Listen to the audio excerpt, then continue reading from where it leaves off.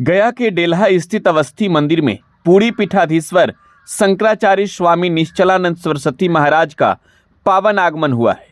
अवस्थी मंदिर के शशांक अवस्थी ने जगत गुरु शंकराचार्य स्वामी श्री निश्चलानंद सरस्वती का स्वागत किया है।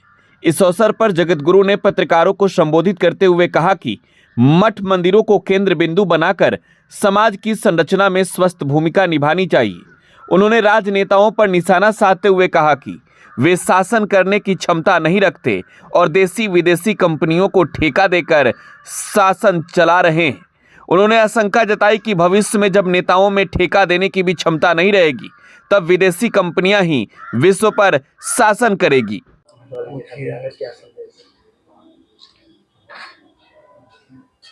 जी, धार्मिक रूप से काफी महत्वपूर्ण है गया जी। क्या संदेश है शहरवासियों को? सुसंस्कृत, सुशिक्षित, सुरक्षित, संपन्न, सेवापरायण, स्वस्थ, सभी तबके व्यक्ति और समाज की संरचना में मठ मंदिर को केंद्र बनाकर अपनी स्वस्थ भूमिका। राजनीतिक मूल्यों में काफी ह्रास हुआ है, तो क्या संदेश देना चाहिए? राजनीति, दंड नीति, छात्र धर्म, अर्थनीति पर्यायवाचक शब्द हैं। सत्ता, लोलुपता, दूरदर्शिता विश्व में राजनीति का पर्याय है। विश्व स्तर पर राजनेताओं का स्तर इतना घट गया है कि वे शासन करने की क्षमता नहीं रखते, देशी विदेशी कंपनियों को ठेका दे करके शासन करते हैं। कालांतर में जब राजनेताओं में ठेका देने की क्षमता भी नहीं रह जाएगी, देशी विदेशी दिशाहीन कंपनियां ही विश्व पर शासन करेंगी। आज भी 13 दिशाहीन व्यापारी ही विश्व को चला रहे हैं। क्या सही होना चाहिए, क्या उनके लिए?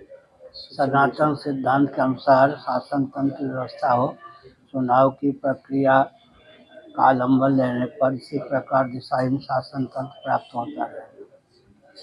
महाभारत के अनुसार मंत्रिमंडल में 4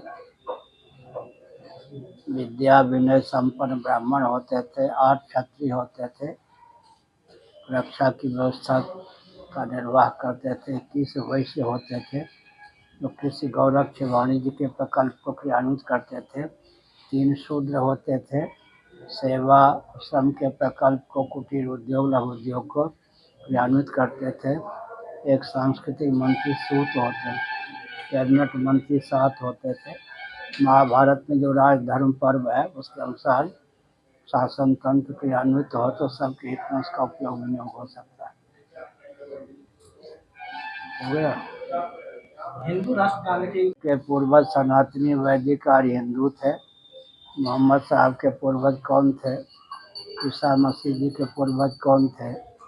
सबके पूर्वज सनातनी वैदिक आर्य हिंदू ही थे। वे शिक्षा, रक्षा, अर्थ और सेवा के मर्मज्ञ थे। उत्पत्ति, स्थिति, संहार, निग्रह, अनुग्रह और 5 विज्ञान में वो संपन्न थे। तो हिंदू राष्ट्र का अर्थ होता है अपने पूर्वजों के मार्ग पर चलकर विद्या और कला को उद्भाषित करना, अपने जीवन को लौकिक उत्कर्ष और परमात्मा की अभिव्यक्ति तक पहुंचाना।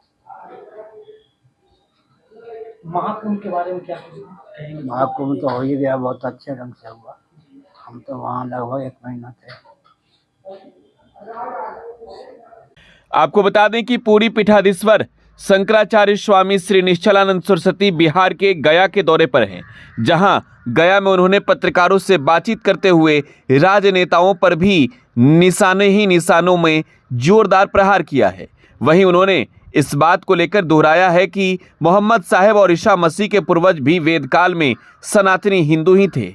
उनके इस बयान से धर्म और राजनीति के बीच एक नई बहस शुरू हो सकती है। आशीष गुप्ता, टुडे बिहार न्यूज, गया।